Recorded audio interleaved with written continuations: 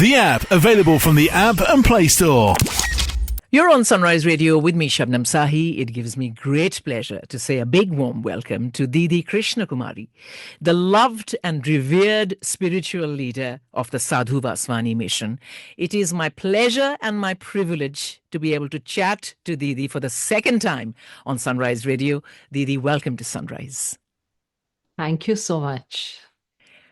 Everything you said the last time we spoke is still embedded in my memory, and I have consciously tried to do as much as I could. I remember the one thing you said was, it is so important to press the pause button in life and to take a moment to live the moment, appreciate and admire the moment.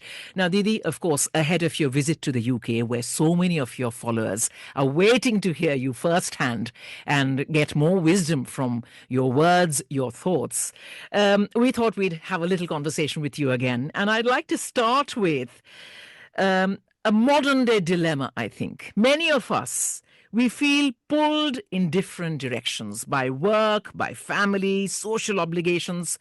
What would you say to people who feel as though they are constantly being, like I said, pulled in different directions and they just don't have enough time for any of this? This is something which is very common today. I would suggest the first thing that we need to do is we need to learn how to manage our time. Time management. And once we manage our time, we should see that the time that is allocated should not overlap. That is very, very, very, very important. And for this, we need to set our priorities right. Therefore, we need to do repeated practice and self-control.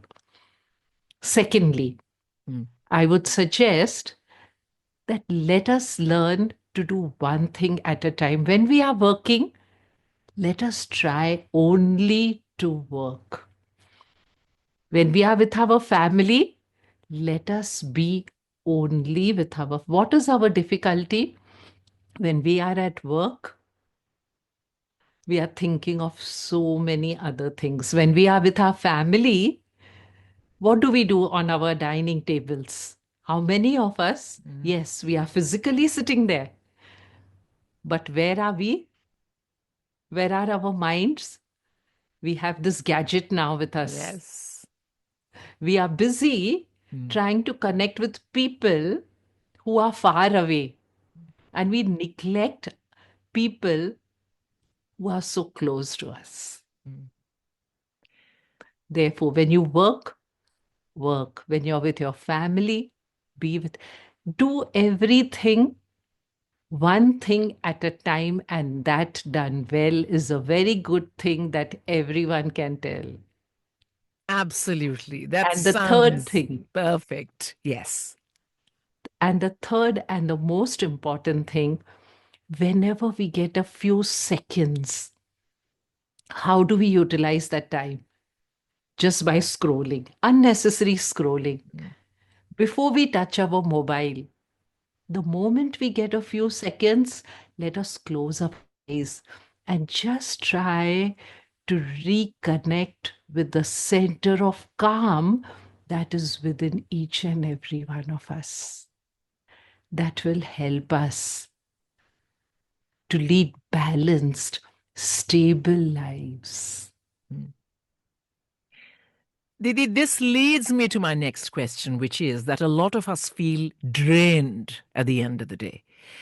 Is there anything that we could do so that the end of the day doesn't feel like the end of a long, hard marathon that we've just run and we're all kind of, completely bereft of anything that brings us peace or joy because we've just packed our day with so many things? What would you say to those? It's very true. Today, we all feel drained of energy. We are as if on a treadmill all the time. We are all running, running, running. We don't know where we are running, why we are running, but we are running. Therefore, firstly, if you want to maintain your energy, or if you want, in fact, to raise your energy, the first thing that we should do is stay away from energy depleters. Each one has to identify what is it that depletes me of my energy. To me, it can be anger. For someone else, it may be fear. For someone else, it may be anxiety. For someone else, there are so many energy depleters which we all have. Let us firstly be aware of them and then see that we stay away from them. A simple thing like anger. What happens when we get angry? Let's observe ourselves. It affects our physical health. It affects our emotional health. Naturally, it will deplete us of our energy. So the first thing is stay away from energy depleters. The second thing, we all know that people and situations will never be the way we want them to be. Therefore, learn to adapt, to adjust, to accommodate. Let us learn to say, let it be, rehne do, let it pass. We hold on to everything. Yeah. And carrying that weight, imagine there is a glass of water in front of me. If I hold it for 1 minute, I will not feel depleted. But just imagine if I tell you to hold this glass for 24 hours, what will be the condition of my hand? Yeah. All we have to do is to accept, accommodate, adjust. The third thing, we must be careful of our diet. The diet that we give to our body, see that our food is nutritious. And most importantly, the diet that we give to our mind. Fantastic. In Hindi, we have a saying, Jaisa Anna, Vaisa Man. What we eat not only affects our body, but it affects our mind. And what we feed our mind not only affects our mind, it affects our emotions, our body. Therefore, there are so many diseases today. And I would also like to add one more thing. Try to stay away from negative self-talk. We keep on saying ourselves, I'm not cut out for this. I may never be able to do this. Why has this happened only with me? Stay away from negative self-talk. The good in everything. And you will see that you're always energetic, enthusiastic, robust, creative, outgoing, helpful. When you put it that way, Didi, it sounds so simple. And of course, you're absolutely right. You know, one of the reasons why many of us say that we don't have time for spirituality is because we feel that we are constantly rushed. So, my question to you is this. Is there something we can do perhaps first thing in the morning to set our mood for the rest of the day, to set up the day in such a way that we attract positive things and stay in a blissful state of mind, as you mentioned? For instance, you know, Definitely. the first thing that people do is scroll through their phones. What alternatives would you suggest? Instead of starting the way we do, how do you suggest we start our day to be more spiritually connected? That's what we have to do. Before we set out on the day, before we enter the workaday world, what do we have to do? We have to first charge ourselves. Self-care. That is very, very, very important. We are busy taking care of everything, our children, our work, our social contacts. We are busy taking care of everything, but we don't take care of ourselves. Just imagine the mobile. What is it that it does not do for you today? If you have a mobile, you don't need anything else. Yes. You can do your banking, you can do your entertainment, you can order food for yourself, Yeah. name it, and you can do it. But what have you to do to the mobile every day? You have to charge it. Otherwise, it's a useless instrument, Yeah. right? We too should begin our day with God, who's the source of all strength. A few minutes, 10 minutes every day, let us connect to the source of purity, of happiness, of peace, of strength, of joy, of love. This is what we want. We want love, we want peace, we want joy, but we are looking for it outside. Connect to the source which is within you. Then you don't have to go to people begging for love, begging for happiness. Connect every morning, 10 minutes. Spend that time.